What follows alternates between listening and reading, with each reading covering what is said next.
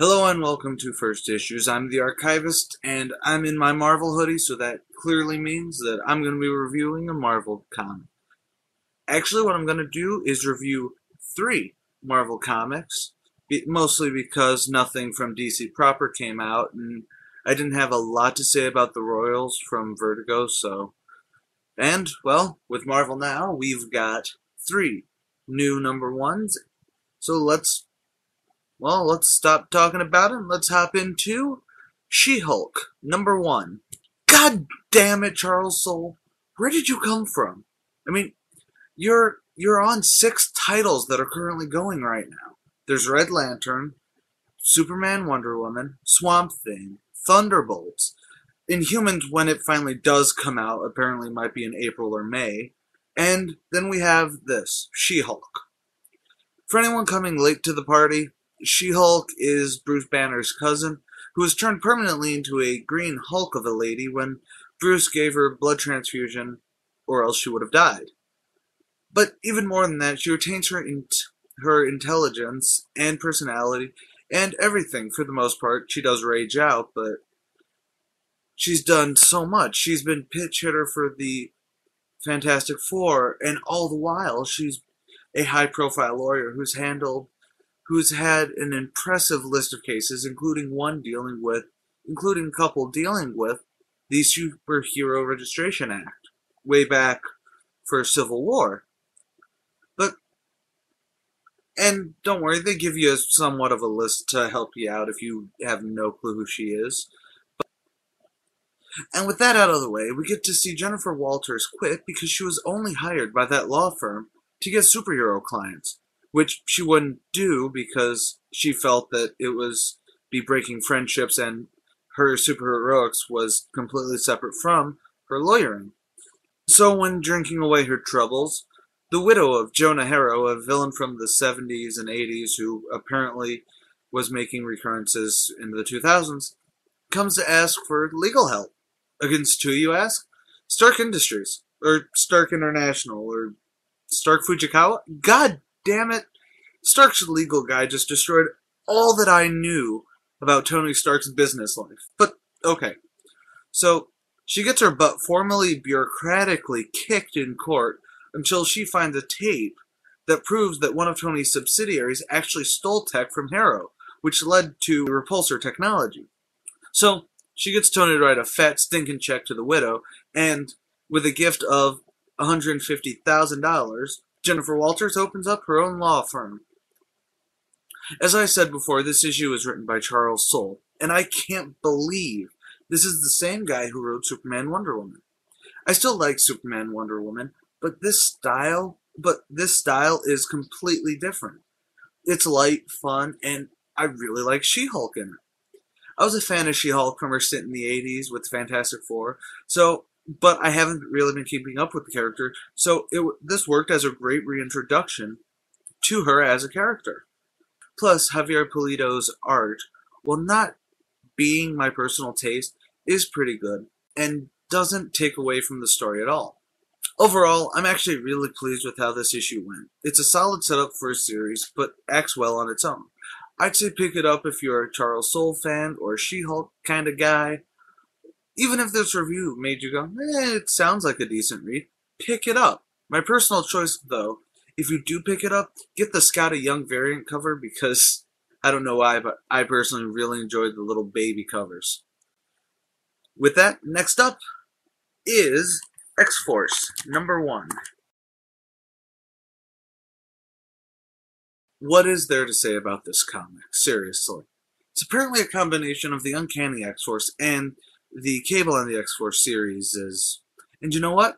This sucked. I try to go into everything I read for this with an open mind. It's why I think I was too harsh on Deadly Class, and why I was surprised by how good Superman and Wonder Woman was, but Simon Spurrier's writing here is just bad. Okay. The story is that Cable, Psylocke, and Marrow need to go save an informant who's trying to uncover who was behind a mutant bombing in Alexandria. But who's the informant? Pepe Le Pew in a Phantom X outfit.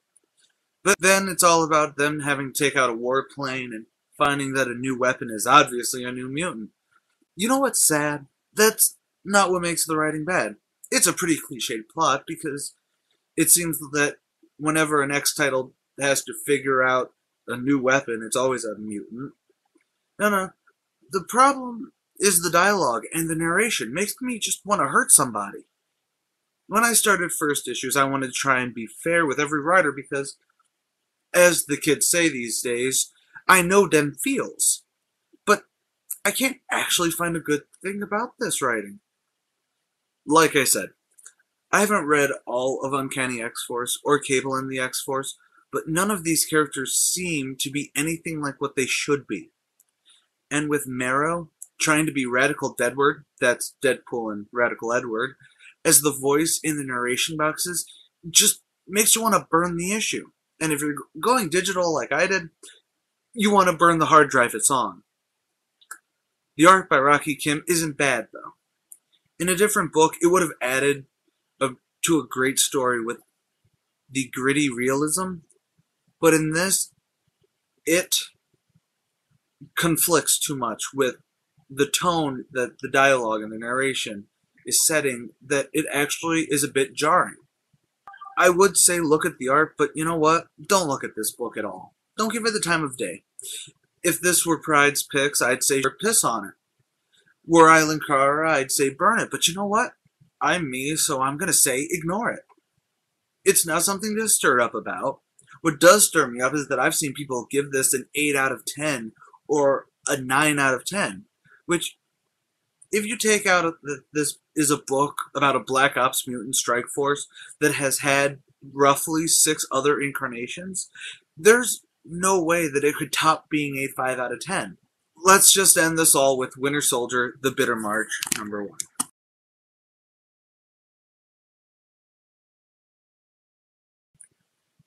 Welcome to 1966, when Batman was over 6 feet tall and Nick Fury was David Hasselhoff.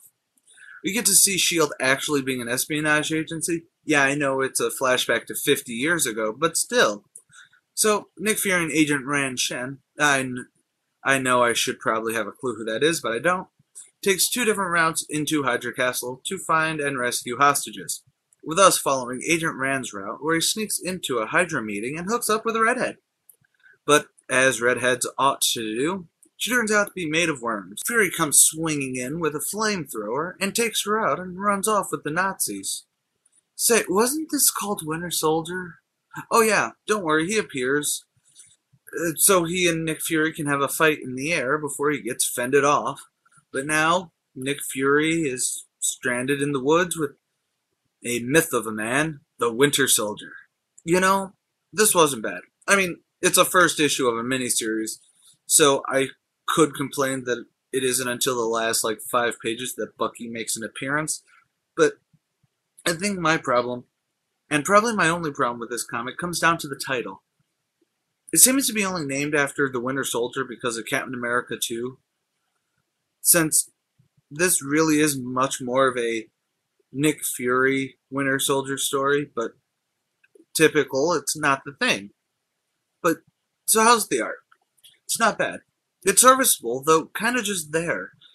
There's not a lot that makes it stand out, but there's no glaring problems with it.